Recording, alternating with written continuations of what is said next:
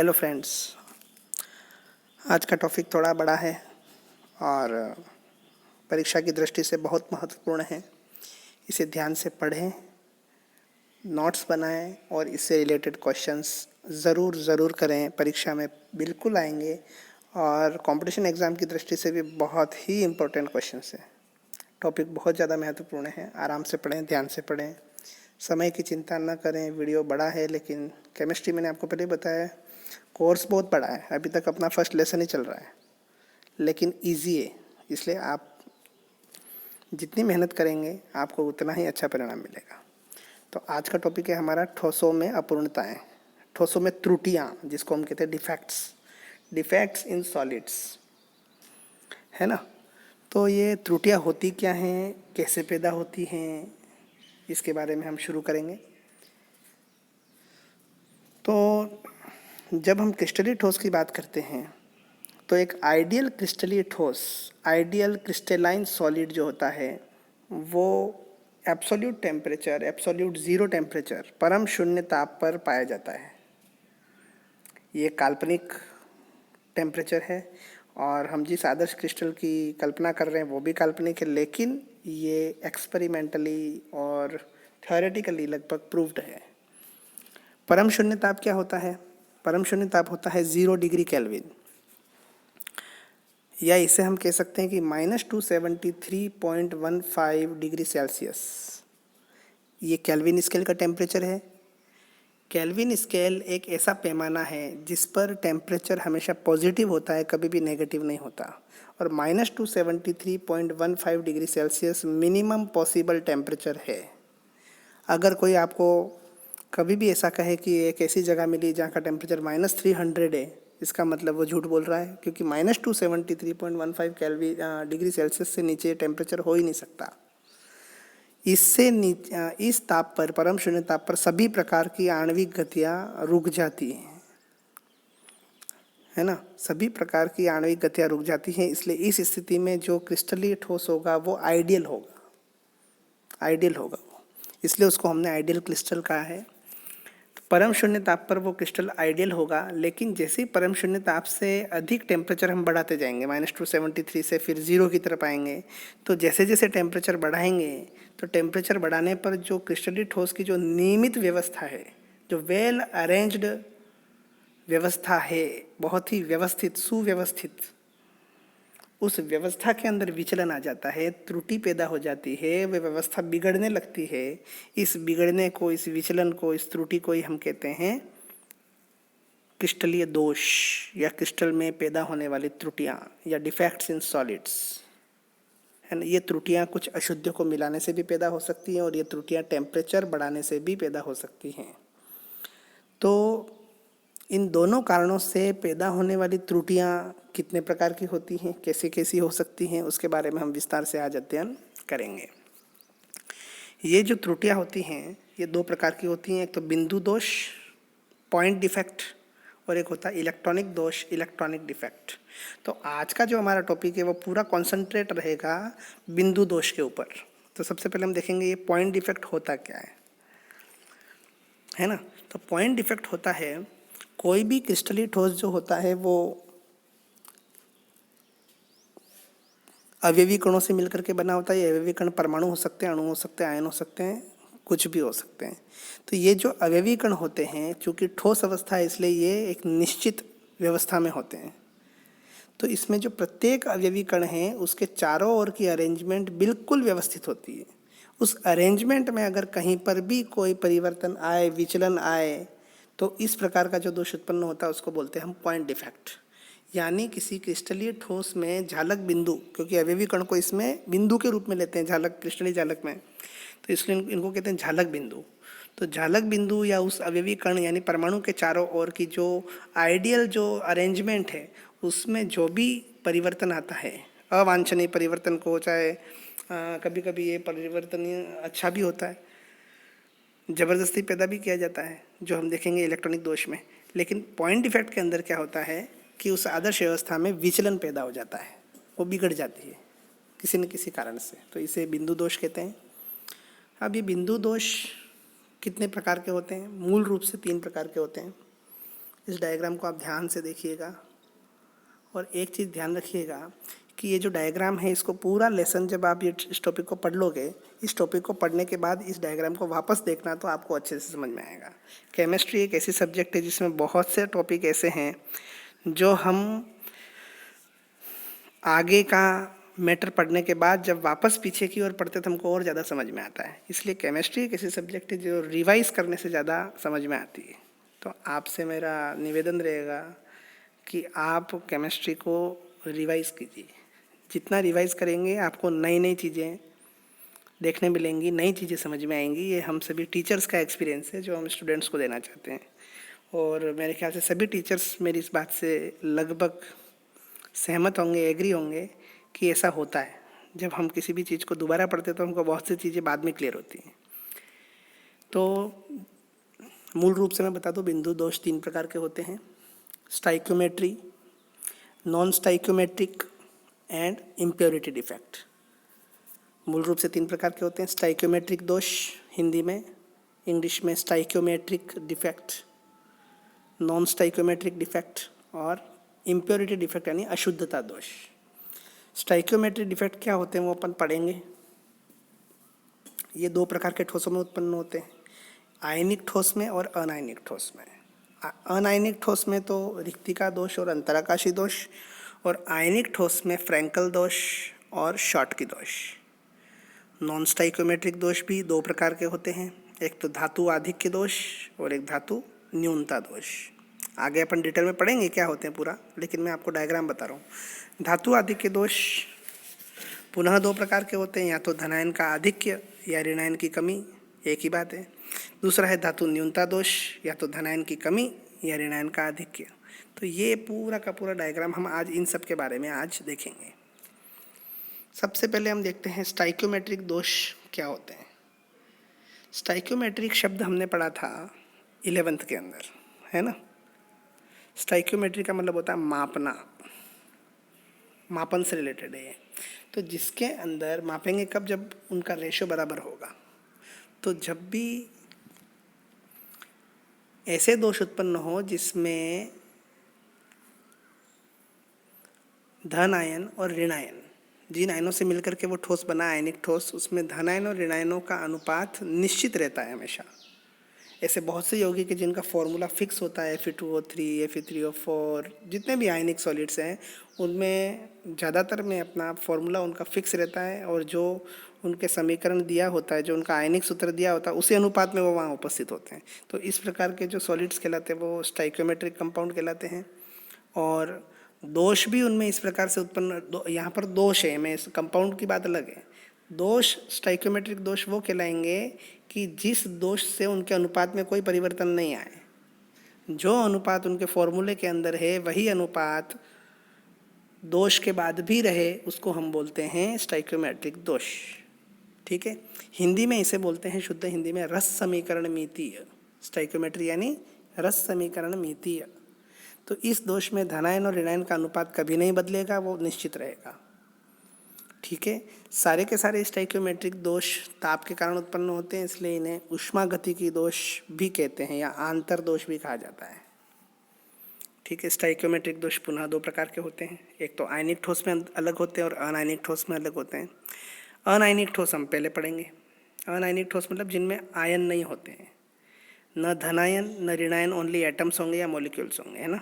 जैसे मेटल्स में होता है जनरली कि मेटल्स में तो इलेक्ट्रॉनों के समुद्र में धनायन, तो ओनली धनायंस होते हैं, वहाँ पर कैटायंस होते हैं। वो भी हो सकते हैं, केवल एटम्स हो सकते हैं, कुछ भी हो सकते हैं, लेकिन आयंस नहीं होते हैं कुल मिला करके, है ना। न्यूट्रल एटम्स या मॉलिक्यूल्स होंगे, उनको हम बोलेंगे अनायनिक ठोस। तो जब उनमें आयन ही नहीं होते हैं तो इसमें 2 प्रकार की त्रुटियां हो सकती हैं। सबसे पहली है रिक्तिका त्रुटि यानी रिक्तिका दोष, जिसको इंग्लिश में कहते हैं वैकेंसी डिफेक्ट। इस डिफेक्ट के अंदर जब हम टेम्परेचर को बढ़ाते हैं या ताप को बढ़ाते हैं तो उस क्रिस्टल झालक के अंदर स्थित अवयवी कण अपने स्थल को छोड़ करके क्रिस्टल झालक से बाहर चले जाते हैं, तो उसका स्थान रिक्त हो जाता है, और रिक्त हो जाता है इसलिए उसको बोलते हैं, वैकेंसी पैदा हो जाती है वहाँ, इसलिए इसको बोलते हैं वैकेंसी डिफेक्ट। सिंपल सा लॉजिक। तो क्रिस्टल जालक स्थल रिक्त हो जाने के कारण ये त्रुटि उत्पन्न होती है। और चूंकि अब वो अवयवी कण वहाँ से बाहर निकल गया और क्रिस्टल जालक में कुल अवयवी कणों की संख्या कम हो गई, तो इसकी डेंसिटी कम हो जाती है, यानी रिक्तिका दोष से घनत्व में कमी आती है। रिक्तिका दोष जहाँ पर उत्पन्न होगा उसमें पदार्थ का घनत्व कम हो जाएगा, और जनरली पदार्थ को गर्म करने पर इस प्रकार का दोष उत्पन्न होता है। पहले ही बताया आपको कि स्टाइकोमेट्रिक दोष ताप बढ़ाने के कारण पैदा होते हैं। दूसरा है अंतराकाशी दोष। देखो, जहाँ पर आयंस नहीं है वहाँ की बात कर रहा हूँ मैं। रिक्तिका दोष अपन ने देख लिया, जहाँ आयंस नहीं है, अनायनिक ठोस है, नॉन आयोनिक सॉलिड्स हैं, उनके अंदर या तो बाहर निकल जाएगा जालक स्थल छोड़ करके, या ये हो सकता है कि क्रिस्टल जालक बिल्कुल व्यवस्थित है, उसके बीच में रिक्त स्थान है, रिक्त स्थान को बोलते हैं अंतराकाश, है ना। तो ये इंटरस्टेशियल साइट्स जो होती हैं, अंतराकाशी स्थल जो होते हैं, उन स्थलों के अंदर अगर छोटे आकार के अवयवी कण अगर उसमें समाहित हो जाएं, तो इस प्रकार का जो दोष होता है उसको बोलते हैं अंतराकाशी त्रुटि या अंतराकाशी दोष। इंग्लिश में कहते हैं इसे इंटरस्टिशियल डिफेक्ट। इंटरस्टिशियल डिफेक्ट में इंटरस्टिशियल साइट्स पर स्मॉल साइज के कंस्टिट्यूएंट पार्टिकल्स वहाँ पर समा जाते हैं, अपना स्थान ग्रहण कर लेते हैं। तो इस प्रकार की त्रुटि के अंदर क्या हुआ, total numbers of constituent particles बढ़ गए, कुल अवयवी कणों की संख्या बढ़ गई। तो इसका मतलब क्या हुआ, इसका मतलब ये हुआ कि घनत्व बढ़ गया। वॉल्यूम तो वही है, उसी वॉल्यूम के अंदर अवयवी कणों की संख्या बढ़ गई तो घनत्व बढ़ जाता है। तो रिक्तिका दोष में घनत्व कम होता है और अंतराकाशी दोष में घनत्व बढ़ जाता है।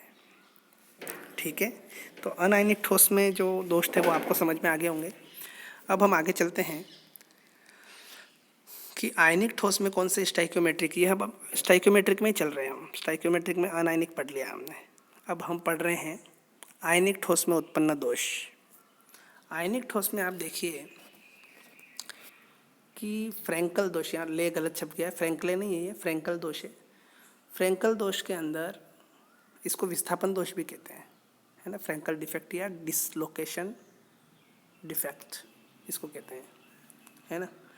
अब यह आयनिक ठोस में उत्पन्न होता है। तो सबसे पहले तो आप कभी भी किसी भी प्रकार का दोष आए तो सबसे पहले स्ट्रक्चर बनाइए। किसी भी प्रकार का आपकी त्रुटि आए तो सबसे पहले स्ट्रक्चर बनाइए। आप थ्योरी लिखना भूल भी गए, आपके पास समय कम है, एग्जामिनर बिल्कुल आकर के पास में आ गया और कॉपी आपकी जाने वाली है, आप डायग्राम बना लीजिए, आपको पूरे नंबर मिलेंगे। डायग्राम से लगभग सब जानकारी हो जाती है। डिफेक्ट्स के अंदर तो आप डायग्राम पहले बनाइए। डायग्राम पहले बनाने का फ़ायदा ये भी है कि आप थ्योरी अच्छे से लिख पाएंगे। तो इसके अंदर विशेष ध्यान ये रखना है कि आयनिक सॉलिड्स के अंदर हमको आयंस के रूप में लिख देना। जैसे इसके अंदर अपन ने लिख रखा है A+B-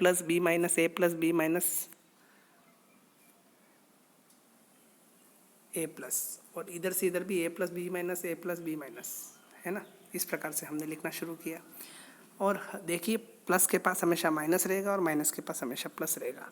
अब यहाँ पर भी, यहाँ पर पहले क्या था, A+ था, ठीक है। पहले वो क्रिस्टल बिल्कुल व्यवस्थित था, लेकिन इस डिफेक्ट में क्या हुआ देखना आप। इस डिफेक्ट में ये हुआ, हाँ, एक डायग्राम बनाते समय एक चीज़ का और ध्यान रखना है कि चूंकि आयनिक सॉलिड्स हैं, इसमें धनायन और ऋणायन के बीच में स्ट्रॉन्ग इलेक्ट्रोस्टैटिक फोर्स लग रहा है ना। इसलिए, और उस स्ट्रॉन्ग इलेक्ट्रोस्टैटिक फोर्स को मैंने डॉट डॉट डॉट से डिनोट किया। ये डॉट डॉट डॉट जो बन रहे हैं आपके, ये जो बीच में डॉट डॉट डॉट लगा रखे मैंने, वो प्रबल स्थिर विद्युत आकर्षण बल के लिए लगा रखे। अगर सहसंयोजक बंद होता तो मैं पूरी लाइन बनाता, है ना, लेकिन यहाँ लाइन नहीं है, यहाँ पर डॉट डॉट डॉट बता रखे। इसका मतलब वो एक, वैसे तो बनाने नहीं चाहिए क्योंकि वो तो इलेक्ट्रोस्टैटिक फोर्स को हम शो नहीं करते हैं, लेकिन सुविधा के लिए स्ट्रक्चर की दृष्टि से हम बनाना उचित रहता है। तो हमने उसको डॉट डॉट डॉट से इसलिए प्रदर्शित किया ताकि उसको आप लाइनिंग कर दोगे तो हो सकता है कि बच्चा या एग्जामिनर जो भी है, जो समझने वाला, उसको कहीं कोवलेंट बॉन्ड नहीं समझ ले, क्योंकि कोवलेंट बॉन्ड को हम जनरली सब जगह ऑर्गेनिक केमिस्ट्री से लेकर सब जगह हम सहसंयोजक बंध को बॉन्डिंग से शो करते हैं। इसीलिए यहाँ पर विशेष ध्यान रखा है मैंने। और ये आगे के डायग्राम्स में मुझे बुक से अलग डॉट डॉट बनाना पड़ेगा क्योंकि बुक के अंदर लाइनिंग थी, तो मुझे वो छोड़ करके, वो डायग्राम छोड़ करके मुझे ये अलग से हाथ से बनाने पड़े। तो आप इन चीज़ों का भी ध्यान रखें। तो ये डिफेक्ट क्या होता है, हम बात कर रहे थे फ्रैंकल दोष की। फ्रैंकल दोष के अंदर क्या होता है, जो पहले बहुत व्यवस्थित क्रिस्टल था ये पूरा, जिसके अंदर A+ के पास B- व्यवस्थित था, इलेक्ट्रोस्टैटिक फोर्स लग रहा था, लेकिन टेम्परेचर हमने बढ़ाया तो क्या हुआ ये कि धनायन अपना स्थान छोड़ करके अंतराकाशी स्थान में चला गया, इंटरस्टिशियल साइट उसने ग्रहण कर ली।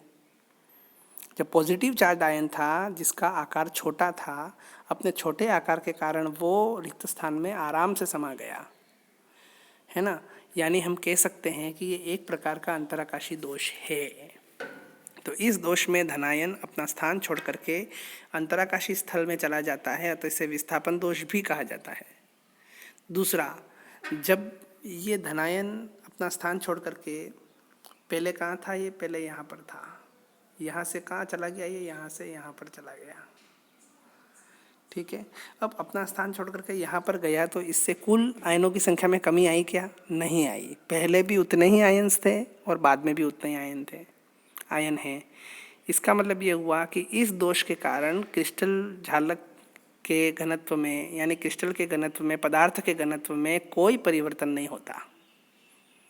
डेंसिटी सेम रहेगी, पहले भी उतने ही आयन्स थे, बाद में भी उतने ही आयन हैं, वॉल्यूम उतना ही है, इसका मतलब डेंसिटी भी उतनी ही होगी, ठीक। तीसरी बात इसमें ध्यान रखने लायक बात यह है कि यह दोष उन आयनिक ठोसों द्वारा दर्शाया जाता है जिनमें धनायन और ऋणायन के आकार में अधिक अंतर होता है।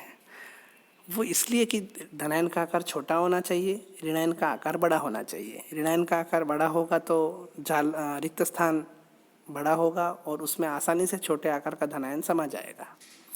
धनायन का आकार जब अगर बड़ा होगा पॉजिटिव चार्ज आयन का, तो वो उस रिक्त स्थान में समा नहीं पाएगा, तो इस प्रकार की त्रुटि उत्पन्न नहीं हो पाएगी। इसलिए इस त्रुटि की शर्त है कि इसमें धनायन का आकार छोटा होना चाहिए। अब इसके एग्जाम्पल हम क्या लेंगे, एक तो जितने भी सिल्वर के हैलाइड हैं, AgCl, AgBr, AgI, सिल्वर के हैलाइड, और ZnS, जिंक सल्फाइड, ये इसके मुख्य उदाहरण हैं। और लास्ट बात मैं आपको कहना रह गया, इसमें मैंने अलग से पेन से लिखा है कि फ्रैंकल दोष जनरली वे कंपाउंड शो करते हैं, वे पदार्थ शो करते हैं, वे क्रिस्टल शो करते हैं जिनकी समन्वय संख्या, कोऑर्डिनेशन नंबर कम होती है, जिनकी कोऑर्डिनेशन नंबर कम होती है। अब आगे चलते हैं हम नेक्स्ट स्टेप। और ये दोनों फ्रैंकल दोष और शॉर्टकी दोष तो बहुत ज़्यादा इंपॉर्टेंट है, एग्जाम में आते हैं अक्सर। शॉर्टकी दोष में क्या होता है, फ्रैंकल दोष में क्या हो रहा था, धनायन रिक्त स्थान में जा रहा था उसी क्रिस्टल जालक में। इसमें ऐसा नहीं होता, इसमें धनायन अपना स्थान छोड़ करके क्रिस्टल जालक के बाहर चला जाता है, तो यहाँ पर धनायन की कमी हो जाती है। उस कमी को पूरा करने के लिए ऋणायन भी बाहर निकल जाता है। तो धनायन और ऋणायन दोनों जालक स्थल छोड़ करके अपने क्रिस्टल जालक के बाहर चले जाते हैं, है ना, पृथक हो जाते हैं। यानी एक प्रकार का रिक्ति दोष है, रिक्त स्थान पैदा कर दिया उन्होंने। अब धनायन जैसे ही बाहर गया तो ऋणायन क्यों निकला, क्योंकि क्रिस्टल कोई भी होता है वो चार्ज्ड नहीं हो सकता, कोई भी चार्ज्ड स्पीशीज स्टेबल नहीं होती, जिस पर आवेश रहेगा वो स्टेबल नहीं होगा। इसलिए स्टेबिलिटी के लिए वो न्यूट्रल होना चाहिए, उदासीन होना चाहिए। तो उदासीन होने के लिए अगर जब धनायन जाएगा तो धनायन के साथ साथ ऋणायन भी क्रिस्टल जालक स्थल के बाहर चला जाएगा। तो धनायन के साथ साथ ऋणायन भी क्रिस्टल जालक के बाहर चला जाता है, जिससे रिक्तिकाएँ उत्पन्न होती है। और चूंकि कुल आयनों की संख्या में कमी आ गई, इसलिए इस प्रकार के दोष से, यानी शॉर्टकी डिफेक्ट से, शॉर्टकी दोष से पदार्थ के घनत्व में कमी आ जाती है। ये इसकी विशेषता है। फ्रैंकल दोष में कमी नहीं आ रही थी, इसमें कमी आ जाती। तीसरा ये कि फ्रैंकल में जैसे धनायन रिक्त स्थान में समा रहा था क्योंकि वो छोटा था, लेकिन इसमें समा नहीं रहा। क्यों नहीं समा रहा है, क्योंकि इसमें धनायन का आकार बड़ा है ना। इसलिए शॉर्टकी दोष में धनायन और ऋणायन का आकार लगभग समान होता है, लगभग समान होता है। हम एग्जाम्पल से देखेंगे तो पता लग जाएगा आपको। और अंतिम है, ये वे पदार्थ शो करते हैं, वे क्रिस्टल शो करते हैं शॉर्टकी डिफेक्ट जिनमें समन्वय संख्या ज़्यादा होती है, समन्वय संख्या अधिक होती है। एग्जाम्पल, क्षार धातु के हैलाइड, एल्कली मेटल्स के जितने भी हैलाइड हैं, sodium NaCl, KCl potassium chloride, KBr potassium bromide, caesium chloride, ये सारी इसके एग्जाम्पल है ना। अब इन शॉटकी और फ्रैंकल दोष के अंदर अंतर अपन आगे पढ़ेंगे, तब आपको और क्लियर हो जाएगा।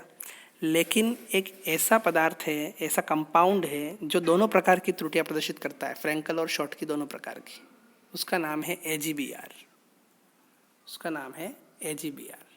ये AgBr जो है सिल्वर ब्रोमाइड, ये फ्रैंकल डिफेक्ट भी शो करता है और शॉटकी डिफेक्ट भी शो करता है, इसलिए ये बहुत इंपॉर्टेंट है एग्जाम की दृष्टि से, आप इसको याद रखिए। तो ये था हमारा स्टाइक्योमेट्रिक डिफेक्ट का। अब हम देखेंगे नॉन स्टाइक्योमेट्रिक डिफेक्ट या नॉन स्टाइक्यो असमीकरणमितीय त्रुटियां या दोष। वे दोष जिनसे क्रिस्टल में धनायन और ऋणायन का अनुपात यौगिक के रासायनिक सूत्र के समान नहीं रहता, चेंज हो जाता है ना। यौगिक का सूत्र तो हमेशा पूर्णांक में होगा, लेकिन यहाँ पर पूर्णांक में नहीं होकर के अगर पॉइंट में कहीं दिख जाए आपको, उसका मतलब वो है असमीकरणमितीय त्रुटि। जैसे यहाँ पर छपा नहीं है एग्जाम्पल, VOXA, यहाँ पर x 0.6 से 1.3 तक चेंज होता है।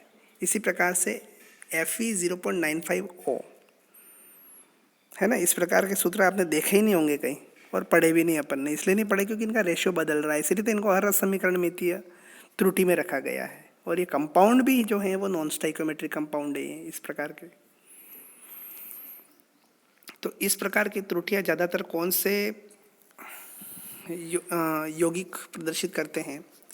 ज़्यादातर संक्रमण धातु के यौगिक इस प्रकार की त्रुटि प्रदर्शित करते हैं, नॉन स्टाइक्योमेट्रिक, क्योंकि वो वेरिएबल ऑक्सीडेशन स्टेट होती है उनके पास, परिवर्तनशील संयोजकताएं होती हैं उनके पास। और आगे आप देखेंगे जैसे ही इस अपन जब डिफेक्ट पढ़ेंगे तो आपको पता लग जाएगा कि संक्रमण धातु ही क्यों देते हैं, क्योंकि वो ही अपनी ऑक्सीडेशन स्टेट को बदल सकते हैं, +2 से +3, +2 से +1 चेंज कर सकते हैं। इसीलिए संक्रमण धातु के यौगिक नॉन स्टाइक्योमेट्रिक डिफेक्ट शो करते हैं। संक्रमण धातु कौन से हैं? डी ब्लॉक के एलिमेंट्स जो S और P के बीच में स्थित होते हैं वे, है ना। इसमें वर्ग 3 से वर्ग 12 तक के जो एलिमेंट्स हैं वो डी ब्लॉक के एलिमेंट्स कहलाते हैं। वर्ग 12 को छोड़ करके 3 से 11 तक के एलिमेंट कहलाते हैं संक्रमण धातु के तत्व, जिनमें डी कक्षक जो होता है वो पूरा भरा नहीं होता। तो संक्रमण धातु के तत्व इस प्रकार की त्रुटि शो करते हैं। और इनमें स्थिर अनुपात के नियम का पालन नहीं होता है, लेकिन विद्युत उदासीनता बनी रहती है। अब इसमें ये पुनः 2 प्रकार के होते हैं, धातु आधिक्य दोष और धातु न्यूनता दोष। देखिए धातु आधिक्य से हम क्या समझते हैं? मेटल का मतलब क्या होता है? मेटल हम किसको बोलेंगे, है ना। अगर हम जैसे किसी को बोलते हैं कि अरे दानवीर है, तो दानवीर का मतलब क्या होता है? कि उसके अंदर देने की प्रवृत्ति है। तो मेटल भी हम किसको कहते हैं? जिसमें इलेक्ट्रॉन देने की प्रवृत्ति हो, इलेक्ट्रॉन त्यागने की प्रवृत्ति हो। इलेक्ट्रॉन त्याग कर क्या बनाएगा? वो पॉजिटिव चार्ज्ड मेटल आयन बनाएगा, है ना। तो धनायन का धातु आधिक्य मतलब, धातु का मतलब धन आवेशित धातु आयन का आधिक्य, समझ में आया। तो जब भी पॉजिटिव चार्ज्ड बढ़े मेटल आयन तो उसको बोलेंगे धातु आधिक्य दोष। ये 2 प्रकार से हो सकता है ना। या तो धनायन का आधिक्य हो जाए या ऋणायन की कमी हो जाए। ऋणायन की कमी हो रही है तो भी इनडायरेक्टली धनायन बढ़ रहा है। तो ये 2 प्रकार का होता है। सबसे पहला देख रहे हैं हम धनायन का आधिक्य, कैटायंस एक्सेस डिफेक्ट। इसके अंदर देखिए, अब सबसे पहले स्ट्रक्चर को समझते हैं क्या हो रहा है। ये देखिए structure A + B - A + B-, इधर भी A + B - A + B-। अब देखिए आप, इसके अंदर एक धनायन का आधिक्य हो गया, यानी इसके अंतराकाशीय स्थल पर एक धनायन आ गया। ठीक है, धनायन आने से आवेश नया आ गया, एक प्लस चार्ज बढ़ गया। और मैंने आपको पहले बताया कोई भी आवेशित यानी कोई भी चार्ज्ड स्पीशीज स्टेबल नहीं होती। तो इसको स्टेबल करने के लिए क्या आएगा? एक नेगेटिव चार्ज कोई ना कोई स्पीशीज आनी चाहिए। तो अंतराकाशीय स्थल में इसको उदासीन करने के लिए एक इलेक्ट्रॉन भी समा जाता है ना। और इस इलेक्ट्रॉन के कारण रंग कभी कभी उत्पन्न होता है। इसे ही हम कहते हैं धातु आधिक्य दोष। इस दोष में क्रिस्टल के अंतराकाशीय स्थलों में अतिरिक्त धनायन आ जाते हैं और विद्युत उदासीनता बनाए रखने के लिए अतिरिक्त इलेक्ट्रॉन भी अंतराकाशीय स्थलों में समा जाते हैं। ठीक है, अब जनरली इसमें अधातुओं द्वारा इलेक्ट्रॉन त्यागे जाते हैं। ठीक है, एग्जाम्पल इसका सबसे अच्छा एग्जाम्पल जो एग्जाम में पूछा जाता है, कंपटीशन एग्जाम में भी और आपके एग्जाम में 99% इसके आने की संभावना जो है zinc oxide. Zinc oxide generally room temperature पर श्वेत होता है, वाइट कलर का होता है। अगर इसको हम गर्म करें तो ये पीले रंग में बदल जाता है। तो आपको कभी भी कोई सबसे बेस्ट एग्जाम्पल है कि पीले रंग में क्यों बदलता है, क्वेश्चन यही आता सीधा, क्योंकि ऑक्सीजन को त्याग देता है, इलेक्ट्रॉन आ गए यहाँ पर।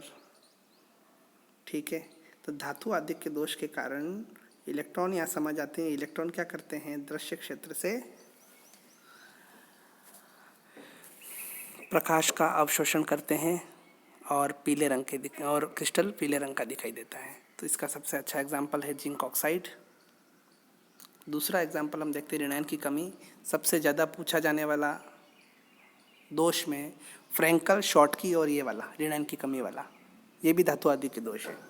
तो इसके अंदर देखिए क्रिस्टल अच्छे से जमा हुआ है व्यवस्थित, लेकिन इसके अंदर एक ही चेंज आया कि इसमें से एक ऋणायन की कमी यानी ऋणायन एक निकल गया। ऋणायन निकलने से नेगेटिव चार्ज की कमी हो गई।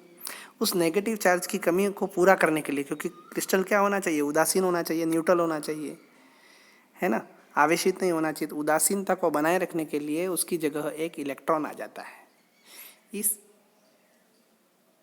ऋणायन के जाने से जो जगह खाली हुई वहाँ पर इलेक्ट्रॉन समा जाता है। इस जगह को बोलते हैं एफ केंद्र, इसको बोलते हैं एफ केंद्र, है ना। तो ये इसमें ध्यान रखने लायक बात है। इस दोष में ऋणायन अपना स्थल छोड़ करके क्रिस्टल जालक से पृथक हो जाते हैं। हम क्रिस्टल की विद्युत उदासीनता को बनाए रखने के लिए उस स्थान में इलेक्ट्रॉन समा जाते हैं। ऋणायन के निकलने से बना रिक्त स्थान जहाँ मुक्त इलेक्ट्रॉन पाया जाता है वह एफ केंद्र कहलाता है। इसको एफ नाम क्यों दिया, एफ जो है वो जर्मन वर्ड है और इसका मतलब होता है रंग, कलर, है ना। तो एफ केंद्र जो होता है उसके कारण उसमें मुक्त इलेक्ट्रॉन रहता है। उस मुक्त इलेक्ट्रॉन क्या करता है, उत्तेजित होने के लिए दृश्य क्षेत्र से प्रकाश का अवशोषण करता है निश्चित तरंगदैर्ध्य की, तो उसका पूरक रंग हमको दिखाई देता है। फॉर एग्जाम्पल, जब NaCl के क्रिस्टल को सोडियम वाष्प के वातावरण में गर्म करते हैं तो क्या होगा, चारों ओर सोडियम के आयन आ जाएंगे। वो सोडियम के आयन क्या करेंगे, Cl- को आकर्षित करेंगे, तो क्रिस्टल जालक से Cl- आयन बाहर निकल जाएगा और उस Cl- की जगह इस सोडियम द्वारा त्यागा गया इलेक्ट्रॉन समा जाएगा, यानी एफ सेंटर बन जाएगा वहाँ पर। इस एफ सेंटर के कारण ही Na+ की अधिकता हो जाएगी और वो क्रिस्टल पीले रंग का दिखाई देगा।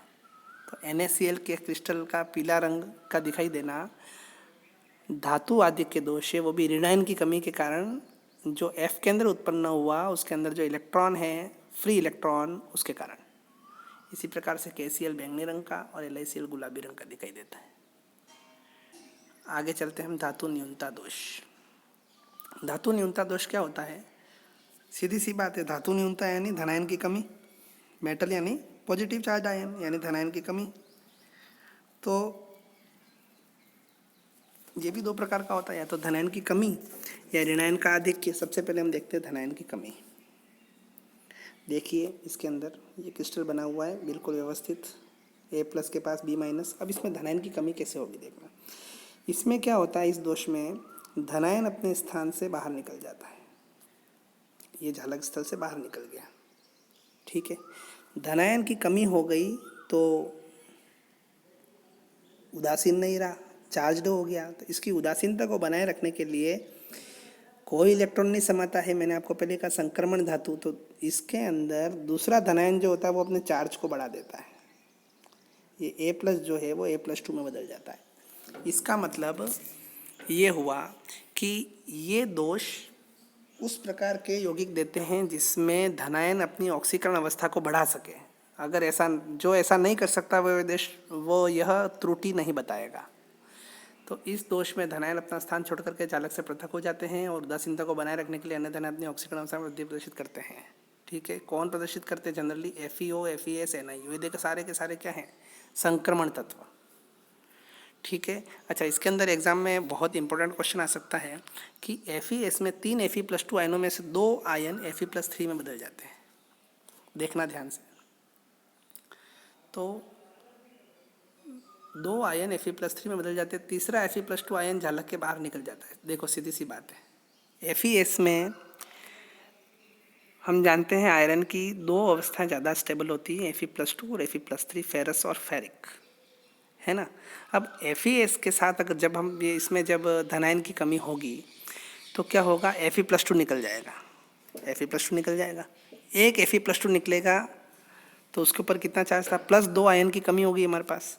इस +2 आयन की कमी को पूरा करने के लिए 2 Fe+2 अपनी ऑक्सीकरण अवस्था को बढ़ा करके Fe+3 कर देंगे, क्योंकि एक Fe+2 Fe+4 में नहीं बदल सकता। Fe+4 is not stable, Fe+3 is more stable. इसीलिए उस +2 चार्ज को बैलेंस करने के लिए 2 Fe+2 Fe+3 में बदल जाएंगे, और इस इलेक्ट्रॉन के आदान प्रदान के कारण इसमें गोल्ड जैसी चमक आ जाती है। इसलिए इसको बोलते हैं फूल्स गोल्ड, मूर्खों का सोना। आयरन सल्फाइड जो कहलाता है उसको, उसका नाम है, एक्स्ट्रा नाम जो कह सकते हैं हम, जो फेमस नेम है वो है फूल्स गोल्ड, या मूर्खों का सोना भी कहा जाता है। ये इंपॉर्टेंट क्वेश्चन के रूप में आ सकता है और ये जीके का क्वेश्चन भी है आपका। आगे चलते हैं अपन ऋणायन का आधिक्य। ऋणायन के आधिक्य के अंदर देखिए आप, ऋणायन के आधिक्य में क्या होगा, पहले व्यवस्थित थे माना कि, ठीक है। अब एक ऋणायन यहाँ पर समा गया अंतराकाशीय स्थल में, एक ऋणायन समा गया तो इस ऋणायन की पूर्ति करने के लिए एक धनायन भी आना चाहिए। तो वो धनायन कहाँ से आया, ये धनायन वहाँ से आया कि इसमें ये रहा, ये इसमें ये छपा नहीं बराबर, इस धनायन ने अपनी ऑक्सीकरण अवस्था को बढ़ा दिया। जैसे ही ऋणायन समाया इस धनायन ने अपनी ऑक्सीकरण अवस्था को बढ़ा दिया। A+2 है, थोड़ा इसको चेक कर लेना है ना, थोड़ा ध्यान से देखना है, इसमें दिख नहीं रहा है, स्ट्रक्चर में दिख नहीं रहा है, इसलिए आप थोड़ा सा इसको बड़ा करने पर भी बराबर दिख नहीं रहा है। A+2 है ये। तो इसने धनायन A ने अपनी ऑक्सीकरण अवस्था को बढ़ा दिया, ठीक है। और ये त्रुटियां बहुत कम पाई जाती हैं, क्योंकि इसमें ऋणायन अंतराकाशीय स्थल में समा रहा, और हम जानते हैं ऋणायन का आकार बड़ा होता है तो उसको समाने में प्रॉब्लम होगी। लास्ट डिफेक्ट है आपका और मोस्ट इम्पोर्टेंट है ये अक्सर एग्जाम में पूछा जाता है, ये वाला डिफेक्ट पूछा जाता है, इसलिए इसका ध्यान रखिए। ये है अशुद्धता दोष। इसमें भी क्या था, अशुद्धता दोष को समझाने के लिए हम एक एग्जाम्पल लेते हैं NaCl का। NaCl के क्रिस्टल में Na+ के पास Cl- इलेक्ट्रोस्टैटिक फोर्स से बंधे हुए हैं, ठीक है। अगर इसके अंदर में कोई दूसरा आयनिक पदार्थ मिलाऊं अशुद्धि के रूप में, ठीक है, जो संयोजकता के हिसाब से, जिसमें धनायन की संयोजकता थोड़ी अलग हो, ठीक है। जैसे कि NaCl में मैंने मिलाया SrCl2, तो NaCl में Na के ऊपर तो प्लस है, लेकिन स्ट्रोंशियम में क्या है, +2 है, सीधी सी बात है। तो क्या हो जाएगा, यह है अशुद्धता दोष। तो इसमें क्या होगा, एक सोडियम की जगह Sr आ जाएगा यहाँ पर, है ना। सोडियम की जगह क्या आ जाएगा, Sr+2 सोडियम आयन का स्थान ग्रहण कर लेता है। तो मैं यहाँ पर लिखना भूल गया, यहाँ इस जालक स्थल में आपको लिखना पड़ेगा, यहाँ पर आ जाएगा Sr+2। इसमें भी डायग्राम में प्रॉब्लम है। ये Sr+2 यहाँ आ जाएगा, ठीक है। Sr+2 आया तो क्या हुआ, ऑब्वियसली ये Sr+, सॉरी इसमें एक सेकंड, ये रहा, हाँ ये Sr+2 यहाँ आ गया, यहाँ पे ये रहा, ये Sr+2 समा गया। जैसे अशुद्धि मिलाई, सोडियम आयन की जगह स्ट्रोंशियम आयन आ गया, तो सोडियम के ऊपर तो प्लस चार्ज था और इसके ऊपर +2 चार्ज है। इस चार्ज को बैलेंस करने के लिए एक Na+ और निकल जाएगा, तो 2 Na+ निकलेंगे और एक Sr+2 आएगा, तो ये तो चार्ज का बैलेंसिंग होगी, ठीक है। तो प्रत्येक अशुद्धि से जालक स्थल रिक्त होते जाएंगे और जिससे चालकता बढ़ती है ना। इस प्रकार के दोष से विद्युत चालकता बढ़ती है। अब इस दोष में किसी गलित आयनिक ठोस में अन्य प्रकार का ये आणविक, ये गलत है, यहाँ पर ये गलत है, यहाँ होना चाहिए आयनिक। ठीक, यहाँ आयनिक होना चाहिए, आणविक गलत छप गया है, इसको थोड़ा करेक्ट कर लीजिएगा आप। तो उदाहरण है NaCl में SrCl2 की अशुद्धि मिलाने पर Sr+2 आयन, ठीक है, ये आप कर लेना। इसी प्रकार का एक अदर एग्जांपल है AgCl में CdCl2। तो इसमें Ag के ऊपर रहेगा प्लस चार्ज, Cd के ऊपर रहेगा +2 चार्ज, तो 2 Ag निकलेंगे और 1 Cd+2 यहाँ समा जाएगा, है ना। तो ये तो चार्ज बराबर होगा जैसे NaCl में हुआ वैसे। तो ये आपका मोस्ट इम्पोर्टेंट टॉपिक पूरा हो गया। इससे संबंधित प्रश्न कुछ आप कर लीजिए और बाकी नोट कर लीजिएगा। जब एक ठोस को गर्म किया जाता है तो किस प्रकार का दोष उत्पन्न होता है और इससे कौन कौन से भौतिक गुण प्रभावित होते हैं और किस प्रकार। सीधी सी बात है, ठोस को गर्म करने पर रिक्ति का दोष और अंतराकाशी दोष दोनों उत्पन्न होते हैं, क्योंकि गर्म करने पर कुछ जालक स्थल रिक्त हो जाते हैं और घनत्व कम हो जाता है। अंतराकाशी में बढ़ जाता है, लेकिन जनरली गर्म करने पर रिक्ति का दोष उत्पन्न होता है। जिंक सल्फाइड और AgBr किस प्रकार के स्टाइकोमेट्रिक दोष दर्शाते हैं। स्टाइकोमेट्रिक दोष हमने देखे थे 2 प्रकार के होते हैं, एक तो आयनिक और एक अनायनिक। अनायनिक में तो रिक्तिका और अंतराकाशी, और आयनिक के अंदर फ्रैंकल और शॉटकी। तो जिंक सल्फाइड तो फ्रैंकल दोष प्रदर्शित करता है, और AgBr सिल्वर ब्रोमाइड मैंने आपको बताया था फ्रैंकल भी करता है और शॉटकी भी करता है। नेक्स्ट क्वेश्चन है क्षार धातु के हैलाइड शुद्ध अवस्था में फ्रैंकल दोष नहीं दर्शाते। क्षार धातु के हैलाइड जो होते हैं उसमें क्षार धातु आयन अपने आकार में बड़े होते हैं।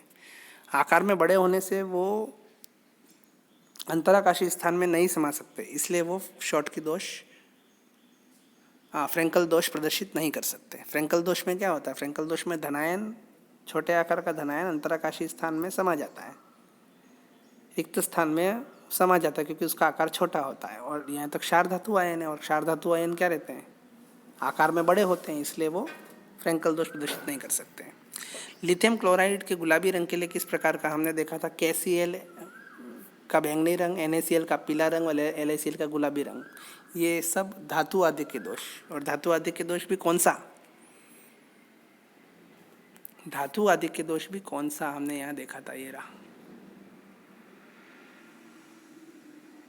ये ऋण आयन की कमी के कारण उत्पन्न धातु आदि के दोष, ये वाला है ना। तो थोड़ा सा आप रिवाइज करेंगे तो आपको आंसर आराम से आ जाएंगे। NaCl किस प्रकार का रस समीकरण में दोष प्रदर्शित करता है। देखिए NaCl 2 प्रकार का दोष प्रदर्शित करता है, एक तो स्टाइकोमेट्रिक और एक नॉन स्टाइकोमेट्रिक। स्टाइकोमेट्रिक में तो वो प्रदर्शित करता है शॉटकी, और नॉन स्टाइकोमेट्रिक में कौन सा करता है, नॉन स्टाइकोमेट्रिक में कौन सा करता है, वो सोडियम क्लोराइड का पीला रंग, कौन सा है वो, धातु आधिक्य दोष, ऋणायन की कमी के कारण, अभी बताया था आपको।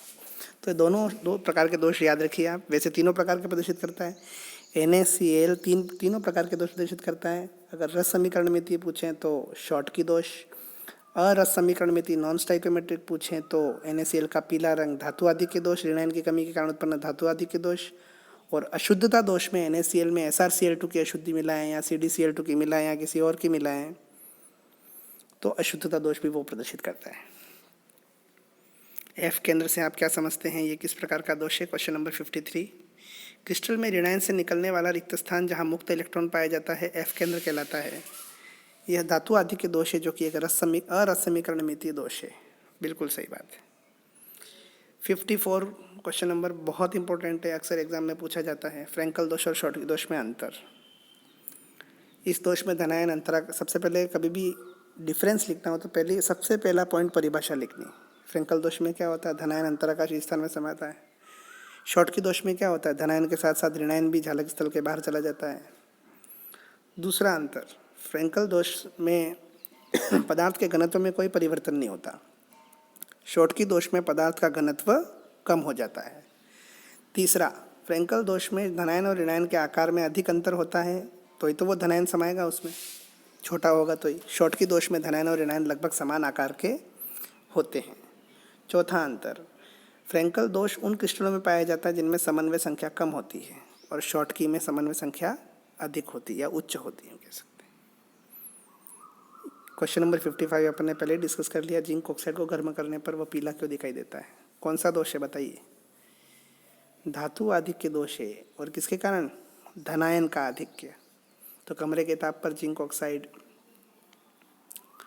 श्वेत रंग का होता है, धातु आदि के दोष प्रदर्शित करता है। इसमें क्रिस्टल के अंतराकाशी या जो गर्म करने पर O2 का त्याग कर, यहाँ त्याग लिखना रह गया है, त्याग कर धातु आदि के दोष प्रदर्शित करता है। इस दोष में क्रिस्टल के अंतराकाशी स्थानों में अतिरिक्त धनायन आ जाते हैं, जिंक आयन, और उदासीनता को बनाए रखने के लिए अतिरिक्त इलेक्ट्रॉन भी अंतराकाशी स्थलों में समा जाते हैं जो दृश्य क्षेत्र से प्रकाश का अवशोषण करते हैं और उसका पूरक रंग हमको पीला दिखाई देता है। इक्वेशन आप देख लेना। 56 ऐसे पदार्थ का नाम बताइए जिसे AgCl में मिलाने पर अशुद्धता दोष उत्पन्न होता है, यानी धनायन की कमी उत्पन्न हो जाती है, CdCl2 या SrCl2। कौन सा बिंदु दोष क्रिस्टल में ठोस के घनत्व को प्रभावित नहीं करता? फ्रैंकल दोष। AgBr में फ्रैंकल दोष किस आयन के विस्थापन से उत्पन्न होता है? फ्रैंकल दोष हमेशा धनायन के जाने से, अंतराकाशी स्थान में जाने से। धनायन कौन सा है इसमें? AgBr में सिल्वर आयन, Ag+ आयन, तो Ag+ आयन। 59 दिए गए दोषपूर्ण क्रिस्टल का परीक्षण कीजिए। उपयुक्त दोष रस समीकरण मिति है या अरस समीकरण मिति है? सीधी सी बात है, रस समीकरण मिति है। दूसरा, इस दोष को किस पद से लिखा जाता है, इसका उदाहरण दीजिए। ये शॉर्ट की दोष है, सामने दिख रहा है, आयनिक है और शॉर्ट की दोष है। तीसरा, इस प्रकार के दोष से क्रिस्टल के घनत्व पर क्या प्रभाव पड़ता है? घनत्व में कमी आती है। ये क्वेश्चन शायद आया हुआ है किन्हीं किन्हीं एग्जाम में, अच्छा क्वेश्चन है। 60 नॉन स्टाइकोमेट्रिक यौगिक क्या है जिसमें स्थिर अनुपात के नियम का पालन नहीं होता, या जिसमें धनायन और ऋणायनों का अनुपात उनके रासायनिक सूत्र के अनुसार नहीं होता? जालक यौगिक क्या है? Question number 60 example. वे आयनिक यौगिक जिनमें धनायन और ऋणायन परस्पर निश्चित संख्या में एक दूसरे से घिरे रहकर एक डेफिनेट स्ट्रक्चर बनाते हैं। NaCl इसका बेस्ट एग्जाम्पल। क्वेश्चन नंबर 66 बहुत अच्छा क्वेश्चन है, बहुत ही बढ़िया क्वेश्चन है। विश्लेषण द्वारा ज्ञातवांग निकेल ऑक्साइड का सूत्र Na 0.98 और O 1.00 है। निकेल परमाणु का कितना अंश निकल +2 और निकल +3 के रूप में विद्यमान है? देखिए यहाँ पर दे रखा है Na 0.98। जब भी पॉइंट में कोई चीज़ दे रखी हो तो हम उसको नंबर ऑफ एटम्स निकालना हो तो 100 से मल्टीप्लाई करेंगे, क्योंकि अंश दे रखा है। तो 0.98 इंटू 100 कितना हो गया? 98। और ऑक्सीजन कितना दे रखा है? 1.00, यानी ये हो गया 100। दोनों के परमाणु की संख्या निकल गई। अब निकल परमाणुओं के 98 में से हमको ये निकालना है कि निकल +2 कितने हैं और निकल +3 कितने हैं। माना कि निकल +2 की संख्या है x, तो निकल +3 की कितनी होगी? 98 - x, क्योंकि टोटल निकल परमाणु की संख्या कितनी है, एटम्स की संख्या कितनी है? 98। तो ये दोनों निकल गई। अब हमेशा याद रखो कि आवेश बैलेंस होना चाहिए निकल और ऑक्सीजन का। निकल और ऑक्सीजन का आवेश बैलेंस होगा तो ये वो कंपाउंड बनाएंगे। तो निकल सबसे पहले देखते हैं हम, निकल +2 की संख्या कितनी है? x है ना, और आवेश कितना है उसके ऊपर? +2, तो x × 2। निकल +3 की संख्या कितनी है? 98 - x, आवेश कितना है इनके ऊपर? +3, तो 98 - x × 3। ये किसके बराबर होगा? ये निकल पर आवेश है, ये किसके बराबर होगा? ऑक्सीजन पर आवेश के बराबर होगा। ऑक्सीजन की संख्या कितनी है परमाणुओं की? 100, और इस पर आवेश कितना है? -2, यानी 2। तो प्लस और माइनस आवेश दोनों बराबर होना चाहिए। क्या हो जाएगा? इस इक्वेशन को सॉल्व करेंगे, क्या आ जाएगा? x = 94। x = 94। इसका मतलब ये हुआ कि निकल +2 कितना है? 94, और निकल +3 कितना है? 4। 98 - x 4 हो गया ना। तो हमको परसेंटेज में निकालना है, कैसे निकालेंगे? 98 में से 94 है, टोटल 98 एटम्स में से 94 एटम्स निकल +2 के और 4 एटम्स हैं निकल +3 के, तो परसेंटेज निकल जाएगा इजीली। निकाल लीजिए आप ये 96% निकल +2, 4% निकल +3। अब इससे रिलेटेड जितने भी क्वेश्चन हैं और बोर्ड में आए हुए क्वेश्चन है वो मैंने आपको यहाँ पर बता रखे हैं। जब एक ठोस को गर्म किया जाता है तो ये अपन ने कर लिया। ये देखिए लगभग सारे के सारे क्वेश्चन इसमें आप अपने नोटबुक में नोट्स के अलावा एक क्वेश्चन की कॉपी बनाई, इसमें सारे क्वेश्चन कर लीजिए। फ्रेंकल त्रुटि कब उत्पन्न होती है, कारण दीजिए। ये अपन ने कर लिया था। शॉर्ट की त्रुटि से पदार्थ घनत्व पर क्या प्रभाव पड़ता है। आयनिक ठोस की प्रकृति के आधार पर फ्रेंकल व शॉर्ट की दोष की तुलना कीजिए। 2014 में आ चुका है ये। NaCl के क्रिस्टल का पीला रंग दिखाई देता है। धातु आदि के दोष। जिंक ऑक्साइड गर्म करने पर पीला रंग क्यों दिखाई देता है। एक ऐसे पदार्थ का नाम बताइए जिसमें HCl मिलाने पर धनायन की कमी उत्पन्न होती है। अशुद्धता दोष का चित्र बनाकर NaCl में SrCl2 वाला चित्र बना लो। धातु आदि के दोष कितने प्रकार का होता है, चित्र बनाइए। धातु न्यूनता दोष कितने प्रकार का होता है, चित्र बनाइए। दो प्रकार के दोनों। कौन सा बिंदु दोष क्रिस्टल में ठोस के घनत्व को प्रभावित नहीं करता, शॉर्ट की। AgCl में फ्रेंकल दोष की साइन के विस्थापन के कारण उत्पन्न होता है। Ag+ अपन ने किया है ये। जालक यौगिक क्या है, ये वाला अभी किया। अंतराकाशी दोष से आप क्या समझते हैं। रिक्तिका दोष क्या है, जब NaCl को MgCl2 के साथ मिश्रित किया जाता है तो अशुद्धता दोष उत्पन्न होता है। नेक्स्ट, AgCl में फ्रेंकल दोष क्यों पाया जाता है। सिंपल, धनायन के छोटे आकार के कारण या धनायन और ऋणायन की आकार में अंतर के कारण। शॉर्ट की त्रुटि के कारण क्रिस्टल घनत्व कम क्यों हो जाता है, क्योंकि धनायन के साथ साथ ऋणायन भी जालक स्थल के बाहर चले जाते हैं। उच्च संयोजित धनायन को अशुद्धि की तरह मिलाने पर आयनिक ठोस में रिक्तिका किस प्रकार प्रविष्ट होती है। ये अशुद्धता दोष से समझना आपको इस क्वेश्चन को। फ्रेंकल व शॉर्ट की दोष में अंतर लिखिए। ये 2019 में आया हुआ लेटेस्ट। जिन आयनिक ठोसों में धातु आदि के दोष के कारण ऋणायनिक रिक्तिका होती है वे रंगीन होते हैं। NaCl, KCl, LiCl। क्रिस्टल में धनायन की कमी, ऋणायन की कमी को दर्शाने वाले चित्र को बनाइए। 2008 में क्वेश्चन आया ये, है ना। धनायन की कमी और ऋणायनों की कमी को दर्शाने वाले चित्र को बनाइए। यदि NaCl को SrCl2 10⁻³ मोल% से डोपित किया जाए, धनायन की रिक्तियों का साधन क्या होगा। तो ये सारे क्वेश्चन आप अपनी कॉपी में नोट कर लीजिए। जो समझ में नहीं आए वो आप पूछ सकते हैं। टॉपिक थोड़ा आज का बड़ा था लेकिन बहुत इंपॉर्टेंट था। आपने देखा होगा एग्ज़ाम में क्वेश्चन कितने हैं वो 2011, 2014, 2012, 2016, 2007, 2010, 2019, 2008। तो आप देख सकते हैं कि कितना इम्पोर्टेंट टॉपिक है ये। इसलिए आप इन चीज़ों को समझने का प्रयास करेंगे। अब ये पूरा पढ़ने के बाद आप इस डायग्राम को देखेंगे तो आपको डायग्राम आसानी से समझ में आएगा कि अपन क्या पढ़ रहे थे। तो आशा है आपने आज का टॉपिक अच्छे से पढ़ा होगा और समझा होगा।